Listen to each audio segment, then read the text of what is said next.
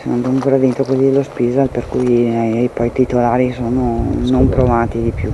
Sono ancora sconvolti i colleghi di lavoro dell'operaio 49enne ricoverato in gravissime condizioni all'ospedale Cafoncello di Treviso. L'incidente sul lavoro è accaduto alle 8 di questa mattina nello stabilimento dell'Anificio Paoletti di via Cartiera a Follina. L'operaio è rimasto incastrato con la gamba destra in un rullo pressatore, mentre doveva pulire il macchinario per la normale manutenzione. Si è avvicinato ai rulli, i rulli hanno beccato la maglia, lui ha avuto la reazione di abbassarsi quando si è reso conto che sarebbe entrato, di abbassarsi, però è entrato coi piedi. Anche il sindaco Mario Colletta, appena saputo del grave incidente, si è subito recato sul posto di lavoro. La macchina è completamente a norma, ha le sue protezioni nel momento in cui opera a certe velocità, però quando poi mi spiegava il padrone della fabbrica, quando la devi pulire questi rulli si muovono pian pianino in maniera che tu li possa pulire.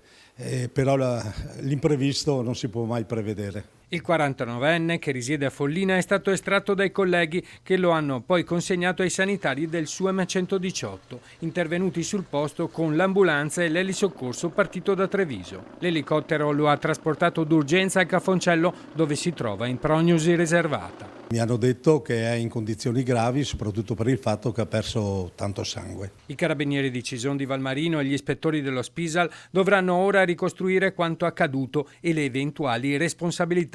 Nel frattempo tutta la comunità si è stretta intorno alla famiglia dell'operaio. Speriamo che la Madonna di Follina lo protegga e che ritorni alla sua famiglia.